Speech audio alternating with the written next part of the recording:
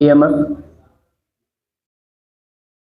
यहाँ पे ईएमएफ को हमने डिस्कस करना है, इलेक्ट्रोमोटिव फोर्स को जो हमने डिस्कस करना है। ऑलरेडी पीछे भी मैंने ये बताया था कि maximum potential difference between the terminals of a battery और सेल। यहाँ पे फिर से थोड़ा सा इसको और रिवाइज कर लेते हैं। अगर दो पॉइंट्स के बीच में हम पोटेंशियल को देखते हैं, ठीक है, दो पॉइंट्स के बीच में पोटेंशियल डिफरेंस हम देखते हैं, और टर्मिनल्स के बीच में जिसको हम देखते हैं वो ईएमएफ होती है। ईएमएफ भी पोटेंशियल डिफरेंस ही होती है, लेकिन क्या, maximum potential difference between terminals of a cell और ए बैटरी। किसी भी या दो इलेक्ट्रोड्स के बीच में या दो टर्मिनल्स के बीच में मैक्सिमम पोटेंशियल डिफरेंस जो होती है उसी को हम ईएमएफ कहते हैं। अब ईएमएफ कब हम कहते हैं और पोटेंशियल डिफरेंस हम कब कहते हैं? एक और डिफरेंस इसमें आता है, वो ये है, when no current is drawn from the circuit, यानी जिस टाइम पे सर्किट से हम किसी भी करंट को ड्रॉ नहीं करते हैं उस टाइम पे दो टर्मिनल्स के बीच में जो मैक्सिमम पोटेंशियल डिफरेंस होगा उसी को हम क्या कहते हैं? ईएमएफ। और अगर हम करंट को ड्रॉ करेंगे तब क्या हम लेंगे? Potential difference. डिफरेंस इन दोनों के बीच में क्या है? ये मैक्सिमम होता है। और कब होता है? जब कोई भी करंट ड्रॉ नहीं होती है। और पोटेंशियल के केस में क्या होता है? पोटेंशियल डिफरेंस के केस में वहां पे करंट ड्रॉ होती है। आगे अगर हम बात करेंगे इसका ऐसा यूनिट भी क्या होगा? पोटेंशियल डिफरेंस जो है ये तो वही है, मैक्सिमम पोटेंशियल डिफरेंस। तो ईएमएफ किसका बराबर आएगा? Work done per unit charge, यही आएगा। पोटेंशियल डिफरेंस भी होता है work done per unit charge. तो इसका ऐसा यूनिट क्या आएगा? जूल पर कॉलम। क्या इसी जूल पर कॉलम को ही हम वोल्ट कहते हैं? इसका भी ऐसा यूनिट वोल्ट होगा, क्योंकि ये भी मैक्सिमम पोटेंशियल डिफरेंस होती है। अब इसके बाद हमारा था internal resistance.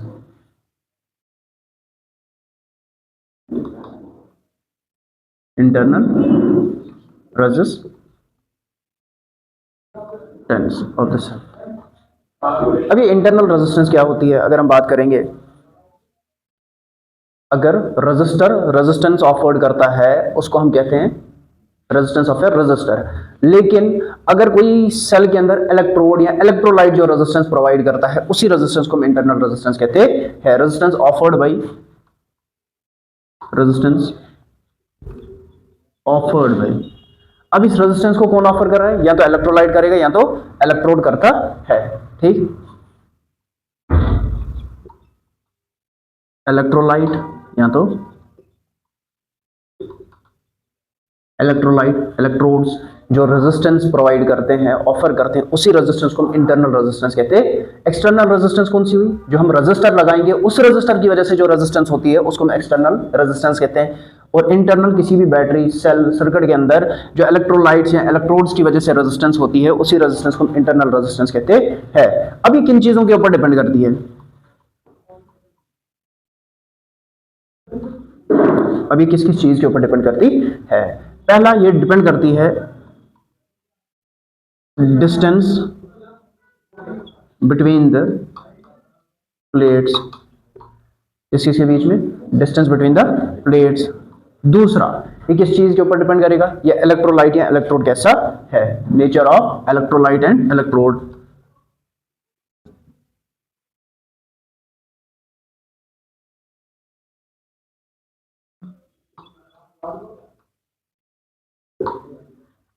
Internal resistance depend करती है दो टर्मिनल्स या दो इलेक्ट्रोड्स कितना दूर है,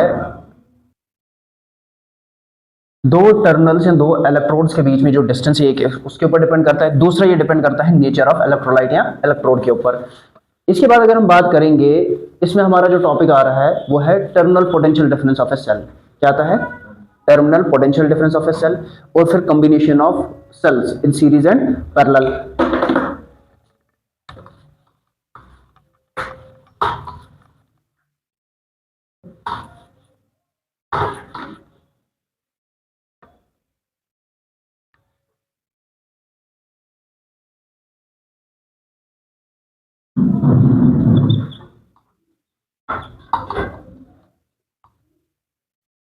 terminal potential difference of a cell.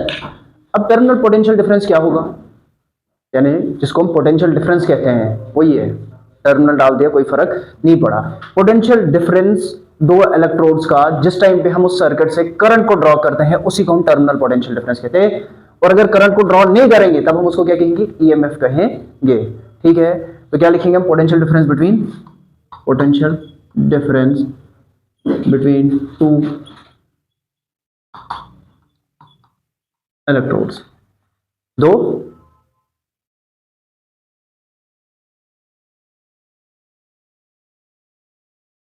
Potential difference between two electrodes, दो इलेक्ट्रोड्स के बीच में पोटेंशियल डिफरेंस। जब करंट ड्रॉ होगी तब हम उसको टर्मिनल पोटेंशियल डिफरेंस कहते हैं, और ड्रॉ नहीं होगा तब हम उसको ईएमएफ कहते हैं। ठीक है, terminal potential difference between the two electrodes of cell when current is drawn from cell, when current is drawn. जिस टाइम पे किसी सर्किट से हम करंट को ड्रॉ करते हैं उस टाइम पे जो पोटेंशियल डिफरेंस होगा उसको हम टर्मिनल पोटेंशियल डिफरेंस कहते हैं, और जब हम करंट को ड्रॉ नहीं करते हैं उस टाइम पे जो पोटेंशियल डिफरेंस होगा उसको हम ईएमएफ का नाम देते हैं। अब यहां पे एक और चीज समझने की है। ठीक है, तो डिफरेंस हो गया, ये V जो है ये लेस देन होता है ईएमएफ से, यानी पोटेंशियल डिफरेंस जो है, ठीक है, ये किससे कम होता है, फिर मैं लिखूंगा potential difference is less than EMF. Electromotive force से पोटेंशियल डिफरेंस कम होता है। कितना कम होता है, अब यहां पे जो क्वेश्चन है, ये कम होता है लेकिन कितना होता है, ये कम होता है पोटेंशियल डिफरेंस ईएमएफ से कितनी कम होती है, जितना उस सर्किट की करंट, कौन कौन सी चीज, करंट और रेजिस्टेंस का प्रोडक्ट होगा। क्या होगा, बाय एन अमाउंट,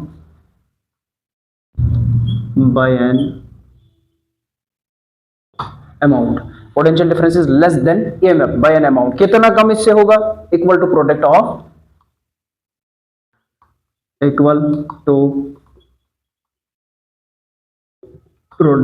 किस किस का प्रोडक्ट मैंने बोला, करंट एंड इंटरनल रेजिस्टेंस।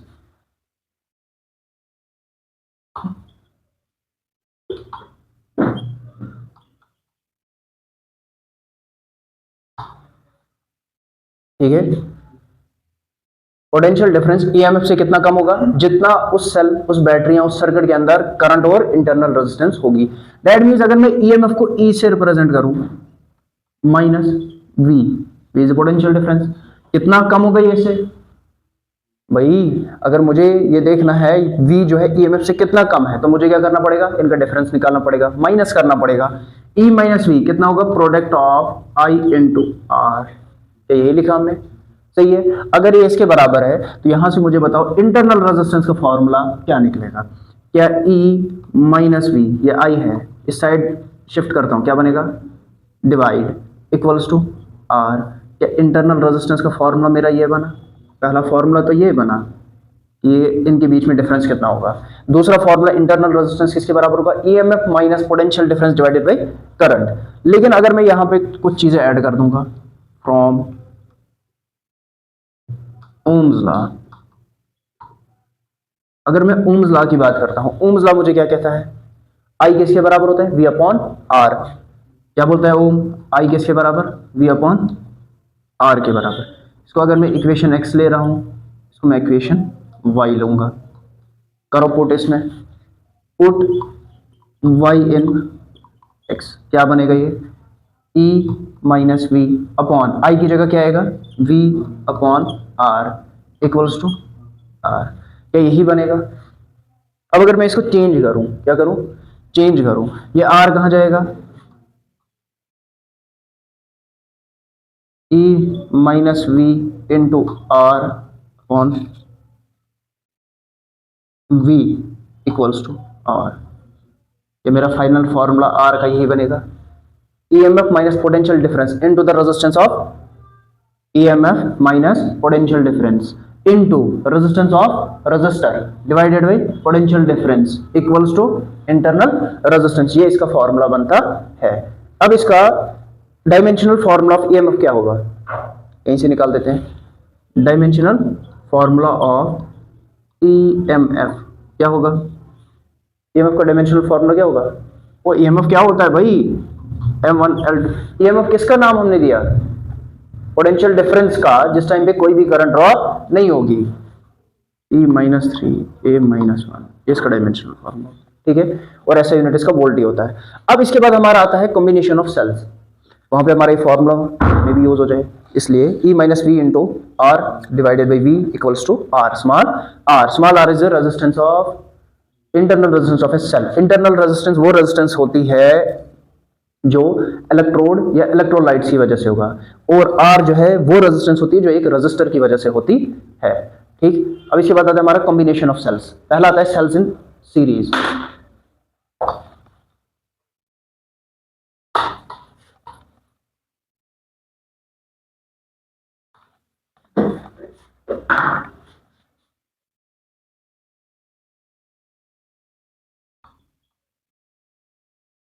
पहला कॉम्बिनेशन क्या आता है सेल्स का?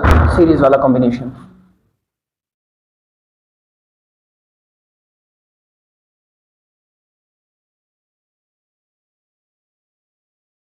मैंने यहाँ पे 3 सेल सपोज किए, 3 से ज्यादा भी हम ले सकते हैं अपनी चॉइस से।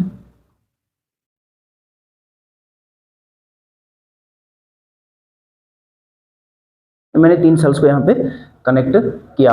अगर मैं इन 3 सेल्स की बात करूंगा, ये मैंने एक्स्ट्रा एक रजिस्टर लगा दिया जिसकी रेजिस्टेंस आर के बराबर मैंने ली, करंट जा रही है, ठीक। अब इन 3 सेल्स का ईएमएफ अगर मैं सपोज करता हूं, तीनों सेल्स का ईएमएफ जो है ई के बराबर है, इसका भी ई, इसका भी ई, इसका भी, और इसकी इंटरनल रेजिस्टेंस आर ले रहा हूं, इसकी भी आर और इसकी भी आर। पहले इस वाले कॉम्बिनेशन के अंदर मैंने क्या किया, नंबर ऑफ आइडेंटिकल सेल्स कितने लिए, नंबर ऑफ आइडेंटिकल सेल्स कितने लिए मैंने यहां पे, n सपोज, ठीक है। n को मैंने लिया, n equals to number of identical cells, ठीक है। और इन सेल्स का n सेल्स का E जो है वो EMF होगा, ठीक है। Total number of identical cells कितने लिए, n, और हर एक सेल का EMF कितना है, E के बराबर। n सेल्स का EMF E के बराबर है, हर एक, ईच सेल, हर एक सेल का EMF मैंने कितना लिया, E के बराबर लिया। और इंटरनल रेजिस्टेंस इनकी कितनी ली मैंने, R के बराबर, एंड R किसके बराबर लिया, इंटरनल रेजिस्टेंस के बराबर। आर किसके बराबर लिया, इंटरनल रेजिस्टेंस। और जो इसमें मैंने एक्स्ट्रा बाहर का रेजिस्टर एक कनेक्ट किया, आर है, ये क्या है, रेजिस्टेंस ऑफ रेजिस्टर। एक रेजिस्टर की रेजिस्टेंस मैंने कितनी ली, आर के बराबर ली। ईएमएफ हर एक सेल की कितनी, ई, एन आइडेंटिकल सेल्स लिए सीरीज में कनेक्ट किया, आर उनकी इंटरनल रेजिस्टेंस है हर एक की, करंट आई चल रही है, ई ईएमएफ सब की, और एक्स्ट्रा जो मैंने एक्सटर्नल रेजिस्टर एक लगाया उसकी रेजिस्टेंस आर के बराबर मैं सपोज करता हूं। अब यहां से हमारा निकलता है टोटल इंटरनल रेजिस्टेंस कितनी होगी। पहला क्या निकलना है, total internal resistance. Total internal resistance इस सर्किट की कितनी होगी, यहां सारी सेल्स की, ऑफ ऑल सेल्स कितनी होगी, टोटल इंटरनल रेजिस्टेंस। सारों की रेजिस्टेंस कितनी है, सेम, आर के बराबर। टोटल नंबर ऑफ सेल्स कितने हैं, एन है, तो क्या एन आर के बराबर इंटरनल रेजिस्टेंस ही होगी। N is the number of cells and R is the resistance of one cell. हर एक की जब सेम है तो कितना होगा, एन इंटू आर। दूसरा अगर मैं बोलूंगा टोटल रेजिस्टेंस इसकी कितनी होगी सर्किट की, टोटल रेजिस्टेंस ऑफ सर्किट कितनी होगी, टोटल रेजिस्टेंस इसकी कितनी होगी, आर क्या है, external resistance plus internal resistance, या टोटल रेजिस्टेंस एक सर्किट की कितनी होगी, external plus internal resistance.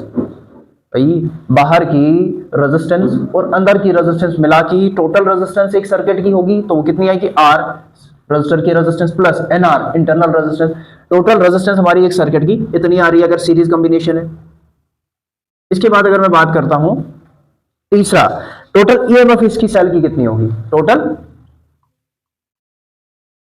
EMF कितनी होगी, एन क्या है, नंबर ऑफ सेल्स, और हर एक सेल की ईएमएफ कितनी है, ई के बराबर है, तो क्या एन ई के ही बराबर आएगी टोटल ईएमएफ। अब यहां से हमें क्या करना है, करंट फ्लो कितना हो रहा है उसको कैलकुलेट करना है। चौथा पॉइंट जो इसमें आता है करंट फ्लोइंग।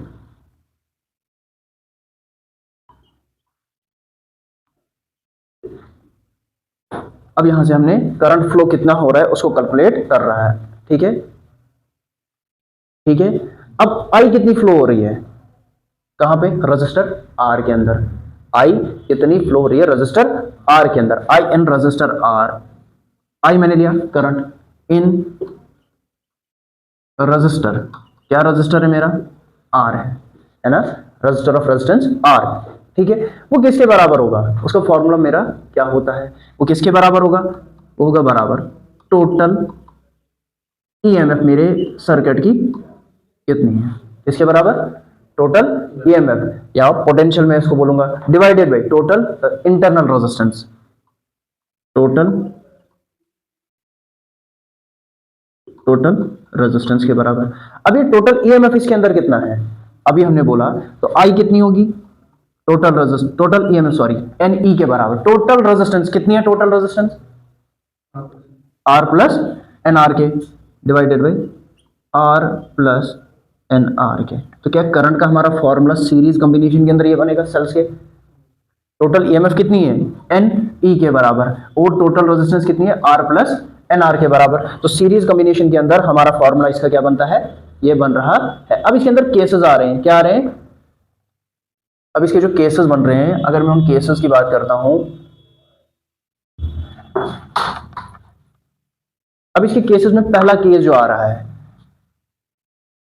केस में ले रहा हूं पहला, इफ आर यानी एक्सटर्नल रेजिस्टेंस जो हमारी है वो बड़ी है एन आर से, इंटरनल रेजिस्टेंस से, टोटल इंटरनल रेजिस्टेंस से बड़ी है, तो इस केस में हम क्या करते हैं, एनआर को नेग्लिजिबल, ठीक है, नेग्लेक्ट कर देते हैं। जब मैं एनआर को नेग्लेक्ट करता हूं, एनआर क्या हो जाएगा, नेग्लेक्ट हो जाएगा, तो आई मेरा क्या बनेगा, एन ई अपॉन आर, क्या यही फॉर्मूला बनेगा, उस टाइम पे मैक्सिमम करंट फ्लो हो रही होगी, I equals to N E plus R, क्योंकि ये एन आर जो है ये क्या हो गया, नेग्लेक्ट, क्योंकि इसकी वैल्यू बहुत ही कम होती है। इस केस में आर करंट जो है रेजिस्टेंस आर के अंदर या रजिस्टर आर, एक्सटर्नल रजिस्टर जो हमारा है उसके अंदर जो करंट होगी वो एन टाइम ज्यादा होगी, किससे, हर एक सेल से, ड्यू टू सिंगल सेल जो करंट चल रही होगी उससे एन टाइम ज्यादा होती है, और उस केस में मैक्सिमम करंट होगी। दूसरे केस में अगर मैं बात करता हूं, अगर आर जो है बहुत छोटा है एन आर से, उस केस में मैं किसको नेग्लेक्ट करूंगा, आर को मैं नेग्लेक्ट कर दूंगा। अगर मैंने आर को नेग्लेक्ट किया तो ये किसके बराबर बनेगा, अगर मैंने आर को क्या किया, नेग्लेक्ट किया, तो ये फॉर्मूला मेरा क्या बनेगा, फॉर्मूला क्या बनेगा, I equals to N E upon N R के बराबर, एन एन कैंसिल, तो ये क्या बना, आई मेरा होगा बराबर ई अपॉन आर के, किसके, आई मेरा बराबर होगा ई अपॉन आर के, सही है। इस केस में मिनिमम करंट होगी, क्या होगी, मिनिमम करंट होगी, क्यों, करंट जितनी इस केस में एक्सटर्नल रजिस्टर के अंदर होगी उतनी हर एक सेल के अंदर भी होगी, तो मिनिमम करंट इसके अंदर होती है। I N R is same due to single cell. Maximum current हम सीरीज कॉम्बिनेशन में कब ड्रॉ कर सकते हैं, अब यहां से पॉइंट जो हमारा निकल रहा है वो ये है, सीरीज कॉम्बिनेशन ऑफ सेल्स में मैक्सिमम करंट हम कब ड्रॉ कर सकते हैं, ये है फॉर्मूला, कब कर सकते हैं, अगर आर जो है बहुत ज्यादा होगा टोटल इंटरनल रेजिस्टेंस से। सीरीज कॉम्बिनेशन के अंदर मैक्सिमम करंट तब ड्रॉ होगी जब आर जो है इंटरनल रेजिस्टेंस से बहुत ज्यादा होगा, उस केस में सीरीज कॉम्बिनेशन में मैक्सिमम करंट को ड्रॉ कर सकते हैं। दूसरा इसमें हमारा था पैरेलल कॉम्बिनेशन, क्या आ रहा है, पैरेलल कॉम्बिनेशन आ रहा है।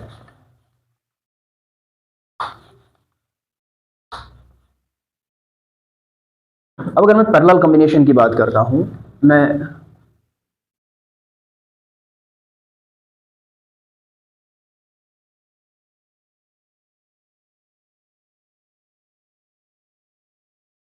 मैंने तीन सेल्स को लिया, ठीक है, तीनों का, इसका भी ईएमएफ ई है और इंटरनल रेजिस्टेंस आर है, इसका भी ई आर, इसका भी ई और आर, ठीक है, तीन सेल्स पैरेलल कॉम्बिनेशन में मैंने लिया, ईएमएफ तीनों का ई और इंटरनल रेजिस्टेंस तीनों की आर है।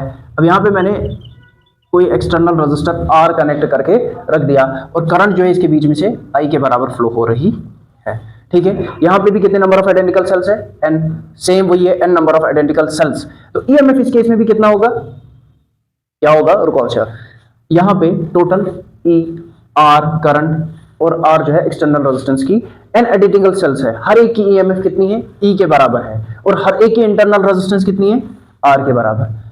इंटरनल रेजिस्टेंस हर एक की R, N number of cells है, हर एक सेल की ईएमएफ कितनी है, ई के बराबर है, सेम वही है, ठीक है, जैसे सीरीज कॉम्बिनेशन में होगा। अब लेकिन यहां पे अगर हम बात करेंगे टोटल इंटरनल रेजिस्टेंस कितनी होगी, पहली चीज जो इसमें आ रही है वो क्या है, टोटल, पहला पॉइंट इसमें जो है टोटल इंटरनल रेजिस्टेंस कितनी आती है, टोटल इंटरनल रेजिस्टेंस। अब पैरेलल कॉम्बिनेशन में हमने पीछे भी पढ़ा है रेजिस्टेंस का फॉर्मूला क्या होगा, 1 upon R P, resistance in parallel internal resistance क्या होगा, 1 upon R plus 1 upon R plus 1 upon R, N number of identical cells हमने उठाए हैं, क्या यही आएगा, अप टू कहां जाएगा ये, एन टर्म्स तक, तो यही बनेगा, ठीक है, पैरेलल कॉम्बिनेशन में ये फॉर्मूला है ना रेजिस्टेंस का, रेसिप्रोकल सम, तो ये n टाइम्स तक जाएगा, n number of identical cells हमने लिए। अगर मैं इसी को देखूंगा तो क्या ये 1 अपॉन आर पी बराबर होगा n अपॉन आर के, ठीक है, अगर ये n अपॉन आर के, अगर मैं इसको थोड़ा पलट देता हूं, दोनों साइड से चेंज कर देता हूं, तो क्या मेरा आर पी बराबर आएगा total internal resistance in parallel equals to R upon N, resistance of one cell divided by total number of cells, इसी के बराबर बन रहा है मेरा पहला।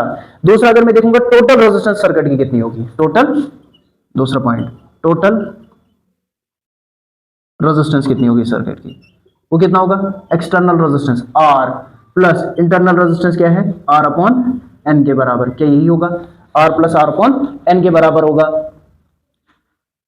अगर मैं इसी को चेंज करूं, एन इंटू आर कितना बनेगा, ये क्या बनेगा, N R plus R upon N, ऐसे भी लिख सकते हैं वैसे भी लिख सकते हैं, कोई फर्क नहीं पड़ेगा, दोनों फॉर्मूलाज आते हैं, N R plus R upon N. अब यहां पे तीसरा पॉइंट जो हमारा आ रहा है टोटल ईएमएफ का, किसका,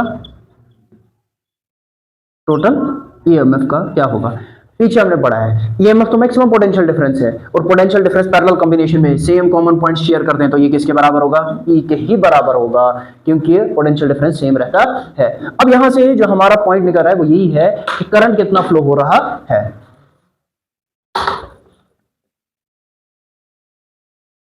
अब यहां से हम बोलेंगे करंट फ्लोइंग, टोटल करंट कितना फ्लो हो रहा,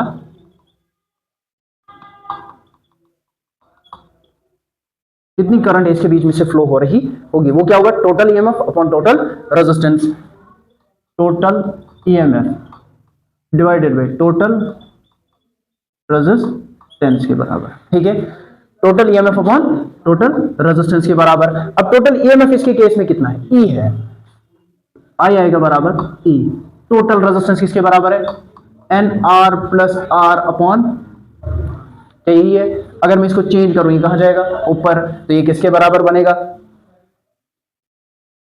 तो क्या मेरा total current N E upon N R plus R के बराबर बनेगा, क्या total current in case of parallel combination of cells N E, N number of cells into EMF of one cell divided by N R plus E के R के बराबर बनेगा। अब यहां पे भी दो केसेस हमारे अराइज हो रहे हैं, अगर मैं उन दो केसेस की बात करता हूं, यहां पे लिख देता हूं मैं इसके केसेस, केसेस वन, पहला केस क्या है, अगर आर यहां पे भी क्या होगा, बहुत छोटा होगा, अगर मैं पहले केस में यहां पे आर को बहुत छोटा लेता हूं एन आर से, तो मैं आर को क्या कर दूंगा, नेग्लेक्ट कर दूंगा। जब मैं आर को नेग्लेक्ट करूंगा उस केस में क्या बनेगा, आई का फॉर्मूला, आर को मैंने नेग्लेक्ट किया, क्या बनेगा फॉर्मूला, एन ई अपॉन, अब मैंने क्या किया यहां पे, इसको ध्यान देना, आर को मैंने क्या किया, नेग्लेक्ट किया, ठीक है। अब जब मैं आर को नेग्लेक्ट कर रहा हूं तो एक नेग्लेक्ट होगा ये वाला पार्ट, बचा क्या, एन ई अपॉन,